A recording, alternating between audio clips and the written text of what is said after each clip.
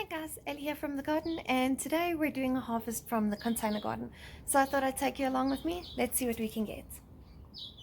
Currently, this is where the container garden stands. We've got our beautiful scarlet kale, our Swiss chard bright lights, our jalapeños,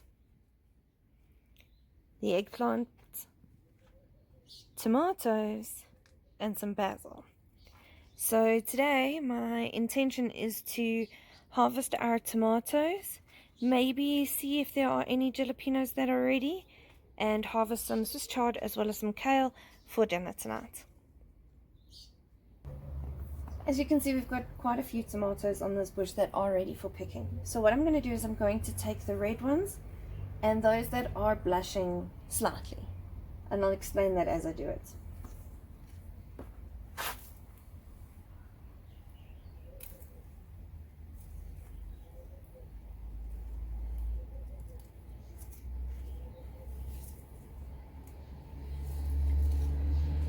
There's a chemical reaction that takes place within a tomato.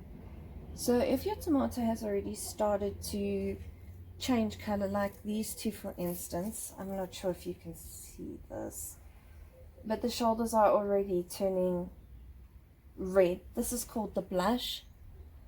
And if the shoulders of your tomato are blushing, you can essentially pick them and then you can store them with your other tomatoes. And the chemicals that they release will help this fruit to start ripening. Hopefully, now that we've harvested all of these tomatoes, these other remaining tomatoes will have a little bit more energy pumped into them so that they can continue to fruit. I'm also going to go around and pull off any buds that have not developed tomatoes.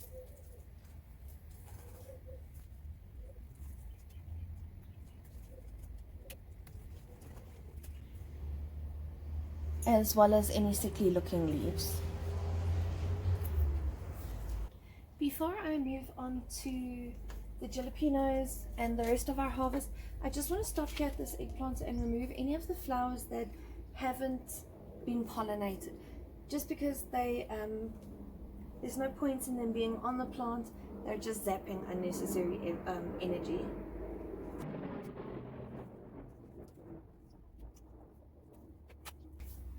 Okay guys, I just found something really cool. I was looking on the eggplant just to see if any of the flowers had actually been pollinated, and I think I may have found one. So I'm just going to bring the camera a little bit closer and you can weigh in. I was just minding my own business, looking out here, just checking if there were any unpollinated flowers, like this little one here at the back that doesn't need to be here, so I'm just going to pinch that off. It's ugly anyway. Might as well get rid of it, right?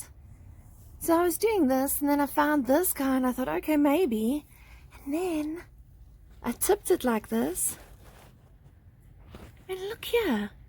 I think we have our first eggplant forming. That's pretty cool. I'm not going to lie. It does, however, mean that I'm going to have to put a stake in here just to support this branch, because eggplants can grow quite large and then they'll weigh the limb of the plant down, so might as well offer it some early support. Just a shot from underneath so you can see how many jalapeños we actually have on this one particular plant that is just being grown in a container. So my gut tells me none of these are ready, because this is the size of them, which is not little, but it's not big really. It's about the size of my thumb. And no, I don't think they are. The stems don't crack, they still have quite a bit of give, and if a chili is ready, it'll generally just snap off. Let's see if we can find an example. Over here in the veggie patch, this is the in-ground bed. We do have quite a few jalapeños growing. Some slightly larger. We've got a couple of longer, skinnier varieties over here. Some that are still sizing up. We have quite a few, but this is the one I wanted to come and show you. just because on those other jalapenos, they were quite short and stout, much like this little guy. But as you can see, this stem is hard.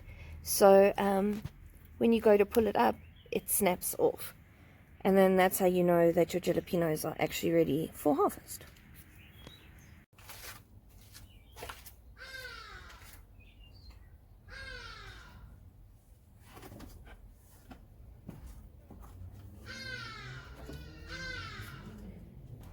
For the next half of this harvest, I'm going to do the greens. So I'm going to start with the Swiss chard. I'm just going to take the larger leaves off the ends. Some of them are already starting to wilt. I just want to open it up so that they have more airflow.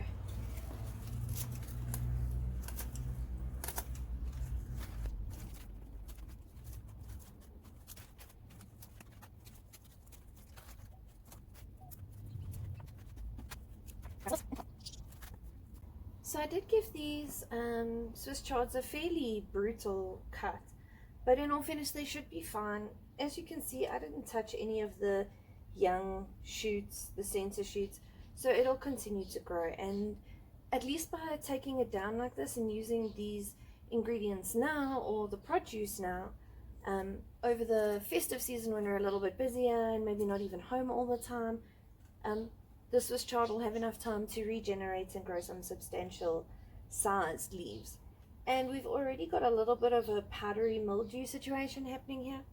So if we can treat it and then leave it, it should recover quite nicely. So that's our plan with these guys. I just want to go and wash my hands, clean off my cutters, and I'll be back to harvest this kale. Alright, for the kale, nice and simple. You're just going to take the leaf at the bottom and pull it down. They break off from the stem quite easily.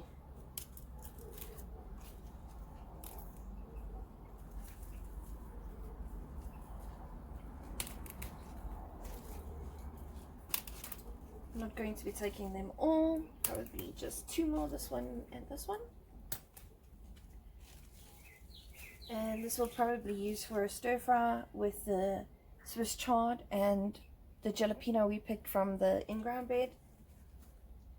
But tonight's dinner we're definitely using the tomatoes. Yeah.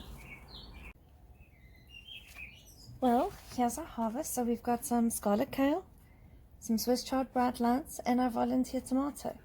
And our little jalapeno from out of the garden. So I suppose this one doesn't count on this. But this is all grown out of the containers we started together. And it's a fair amount of food. No, it's not going to feed an entire family, but it will definitely supplement a meal. And if you work well and you're frugal, many of these plants don't even have any waste. And you can repurpose them into potentially a secondary meal or ingredient. Hey guys, so I just wanted to say thanks for coming along with me on today's harvest. We did get a fair amount of produce out of the garden, and I'm actually quite impressed with how much our containers grew. So if you are interested in watching a video about that, I'll make sure I link one up here, and you can follow us on our journey as we replenish and harvest from these containers. Bye guys.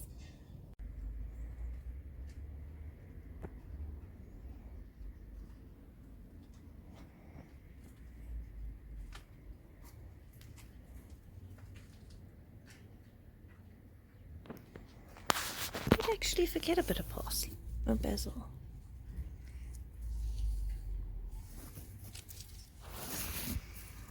I just thought I'd come along here and quickly prune this basil just so that we can encourage it to grow a little fuller as well. And it won't harm us to have a little bit of basil in our dinner.